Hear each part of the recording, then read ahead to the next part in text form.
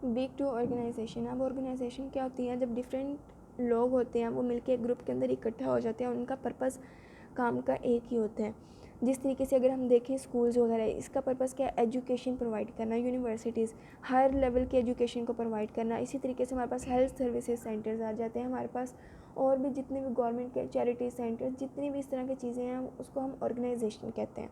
उसके बाद हम देखते हैं what are the legal forms of an organisation.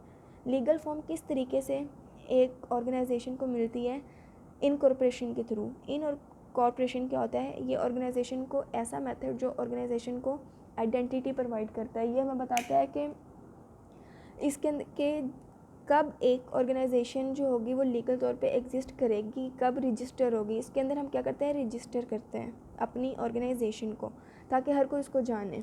और इसके अंदर हमारे पास और क्या चीज़ होती है, हम इसके अंदर सू कर सकते हैं। सू करने का मतलब क्या होता है कि अगर एक कंपनी है वो कहती है कि मेरी प्रोडक्ट है वो 70% जो होगी उसकी क्वालिटी बेहतर होगी, लेकिन वो 10% का भी क्राइटेरिया मीट नहीं कर पा रहा है, तो इसका मतलब है कि वो हमसे झूठ बोल के कर रहे हैं। तो उसको सू कर सकते हैं, चीज़ कुछ और बता रहे हैं और वो बेच कुछ और रहे हैं। तो इसका हम सू करने का मतलब क्या होता है, हम कोर्ट के अंदर उनकी रिपोर्ट कर सकते हैं, उनके अगेंस्ट एक्शन ले सकते हैं। तो इससे क्या होगा, या तो उनको नुकसान पूरा करना पड़ेगा, या तो उनको ये होगा कि एक प्रॉपर जेल वगैरह या उनको कोई भी पनिशमेंट मिलेगी, उनको उसको पूरा करना पड़ेगा। अब इसके आगे टाइप्स क्या होती हैं, सोल प्रोप्राइटरशिप होती है। सबसे पहले इसके अंदर क्या होता है, सोल प्रोप्राइटरशिप के अंदर कि एक ही पर्सन होता है जो ऑर्गेनाइजेशन को रन कर रहा होता है, ठीक है। इसके अंदर कोई और, जिस तरह स्मॉल बिजनेस वगैरह होते हैं, इसके अंदर कोई और ओनरशिप वगैरह इस तरह की चीज़ नहीं होती। एक ही पर्सन होता है, वो डैमेजेस वगैरह का या कोई प्रॉफिट आ रहा है, हर चीज़ का जिम्मेदार वही होता है। अगर कोई डेप्थ वगैरह, कोई हमने डेप्थ देना है, कोई भी कर्जा वगैरह, उसका जिम्मेदार है वो एक अकेला पर्सन होगा जिसने ऑर्गेनाइजेशन शुरू किया। उसके बाद हमारे पास आती है पार्टनरशिप। पार्टनरशिप के अंदर क्या होता है, एक या एक से ज़्यादा लोग जो होते हैं वो शेयर कर रहे होते हैं। फॉर एग्जांपल उन्होंने ऑर्गेनाइजेशन बनानी है, कोई पैसे वगैरह देने हैं, तो दोनों मिलके कंट्रीब्यूट करेंगे, इन्वेस्टमेंट करेंगे और अपनी ऑर्गेनाइजेशन को बेहतर से बेहतर बनाएंगे, ठीक है।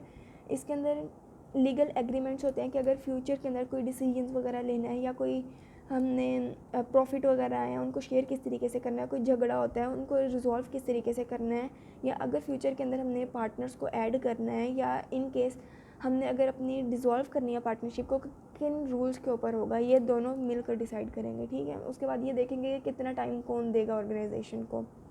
उसके बाद हमारे पास आती है कॉरपोरेशन। जो कॉरपोरेशन होती है ना, ये इस अपने ओनर से डिफरेंट होती है, ये सेपरेट होती है जो इसको ऑन कर रहा होता है। फॉर एग्जांपल इसके अंदर शेयर होल्डर्स होते हैं जो ओनर्स होते हैं।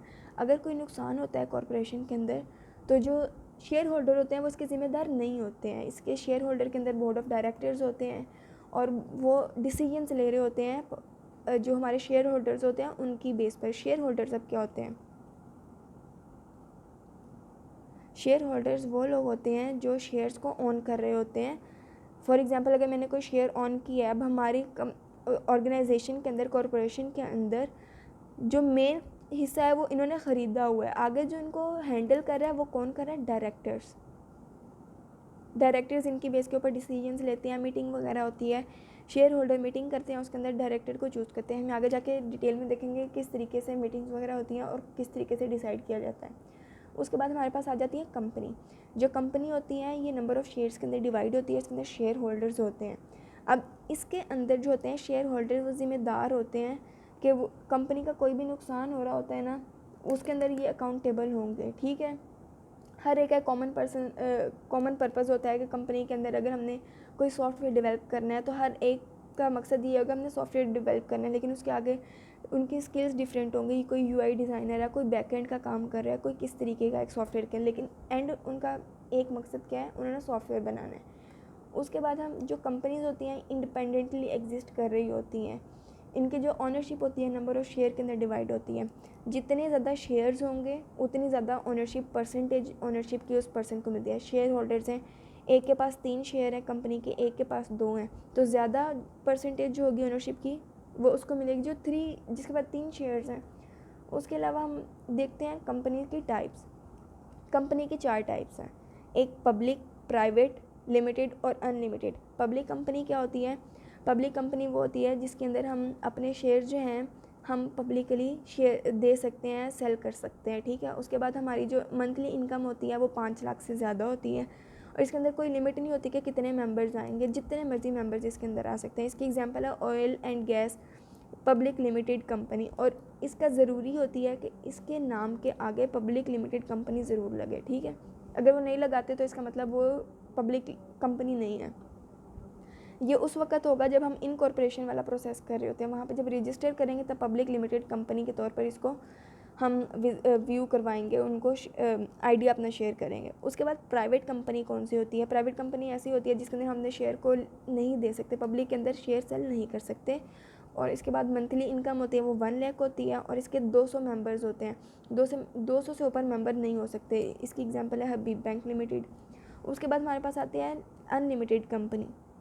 जो शेयर होते हैं अनलिमिटेड कंपनी के अंदर ये होता है कि अगर कोई भी नुकसान हो जाता है तो जो शेयर होल्डर्स होते हैं वो अकाउंटेबल होते हैं कंपनी के डेब्ट्स के, कि जितना भी नुकसान हुआ है वो शेयर होल्डर्स पूरा करते हैं, और जो बाकी मेंबर्स होते हैं उनका इतना रोल नहीं होता इसके अंदर।